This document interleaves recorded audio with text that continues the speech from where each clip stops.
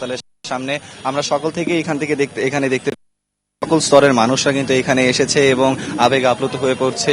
আর সেই পাশাপাশি আইন শৃঙ্খলা বাহিনী কিন্তু এখানে জোরদারভাবে মোতায়েন করা হয়েছে। কিছুক্ষণ আগে বিএনপির নেতাকর্মীরা কিন্তু আমাদেরকে ব্রিফিং করেছেন, তারা আমাদেরকে জানিয়েছেন 7 দিন ব্যাপী বিএনপি শোক পালন করবে, এমনটাই বলেছেন রুহুল কবির রিজভী। কেন্দ্রীয় কার্যালয় সহ সকল দলীয় কার্যালয়ে 7 দিন ব্যাপী কালো পতাকা উত্তোলন করা হবে। 7 দিন ব্যাপী দলীয় নেতাকর্মীরা কালো ব্যাজ ধারণ করবেন এবং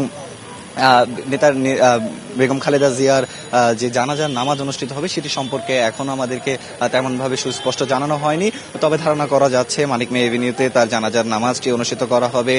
সরকারের তরফ থেকে সম্মাননা অথবা দলীয় তরফ থেকে সম্মাননার পর তাকে জানাজার খবর হয়তো আমাদেরকে জানানো হবে।